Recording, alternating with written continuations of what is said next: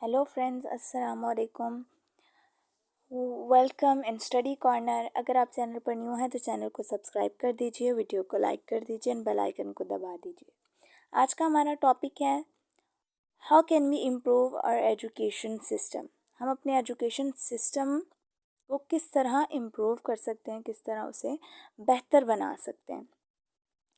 तो चलते हैं कि किस तरह हम अपने एजुकेशन सिस्टम को बेहतर बना सकते हैं। We need regular, punctual, well-trained and committed teachers. सबसे पहले जब भी हम अपने एजुकेशन सिस्टम की बात करते हैं तो बात आ जाती है टीचर्स पे।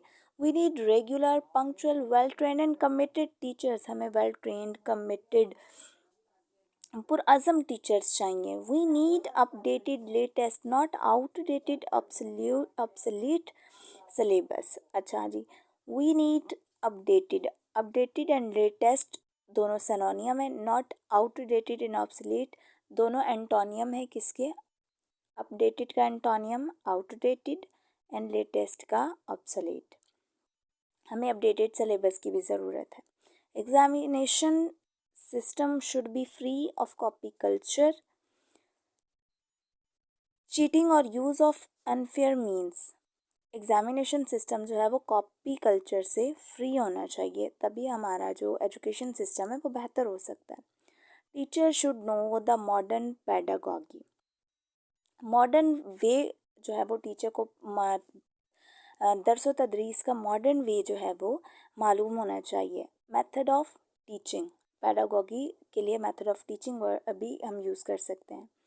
There must be multimedia projector for learning. Multimedia and projector जो है वो मल्टीमीडिया प्रोजेक्टर बहुत ज़रूरी है लर्निंग के लिए। School buildings should have proper facilities such as pure drinking water, wholesome water, washrooms, laboratories, toilets, playgrounds, etc. School buildings में proper facilities मौजूद होनी चाहिए। प्योर ड्रिंकिंग वाटर होना चाहिए, वॉशरूम्स, टॉयलेट्स, प्लेग्राउंड्स सब कुछ मौजूद होना चाहिए। There must be a library for reading, एक लाइब्रेरी होनी चाहिए रीडिंग के लिए, reading books. Scientific laboratory for doing experiments, scientific laboratory होनी चाहिए एक्सपेरिमेंट्स के लिए, तजर्बे वगैरह करने के लिए। कंप्यूटर लेबॉर्ट्री होनी चाहिए, कंप्यूटर लेबॉर्ट्री जहाँ पर वो कंप्यूटर को सीखेंगे। एयरी क्लासरूम्स होने चाहिए, मतलब हवादार क्लासरूम होने चाहिए। एंड इंडोर एक्टिविटीज़ के बारे में नीचे हमें बताया गया कि table tennis, badminton, chess, cards, ये सब इंडोर एक्टिविटीज़ दिखाई गई हैं जो कि एक स्कूल में होना बहुत ज़रूरी है, ताकि जब तक एक्टिविटीज़ नहीं होंगी, लेबॉर्ट्रीज़ और एक्सपेरिमेंट्स नहीं होंगे, टीचिंग मेथड को जो है वो थोड़ा इंटरेस्टिंग करके पेश नहीं किया जाएगा, तब तक हमारा एजुकेशन सिस्टम चेंज नहीं हो सकता जी। स्कूल बिल्डिंग्स हमारी अट्रैक्टिव होनी चाहिए। एंड आउटडोर अब हमारे पास कुछ एक्टिविटीज़ हैं, जिस तरह cricket, hockey, football, soccer, volleyball, smash, tennis, sport activities, debate, डिक्लेमेशन, speech and quiz competition. Debates होती हैं, क्विज़ कंपटीशंस होते हैं, आउटडोर कुछ क्रिकेट कॉम्पिटिशन्स होते हैं। इन सब के अंदर बच्चों को जो है वो पार्टिसिपेट करना चाहिए। Canteen for refreshment in schools, canteens लाजमी होनी चाहिए ताकि बच्चे वहाँ से कुछ रिफ़्रेशमेंट अपने लिए ले सकें। Play grounds for playing different games, play grounds होने चाहिए ताकि वहाँ पर मुख्तलिफ़ गेम्स खेली जा सकें।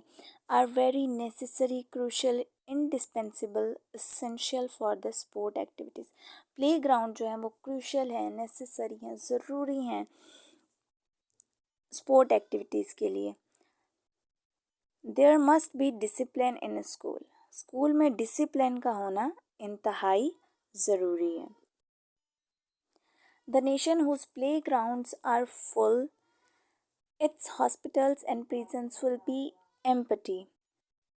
वो कौम जिसके प्ले ग्राउंड्स जो हैं वो फुल होते हैं, उनके हॉस्पिटल्स एंड प्रिजन्स, उनके अस्पताल और जो जेलें हैं वो खाली होती हैं।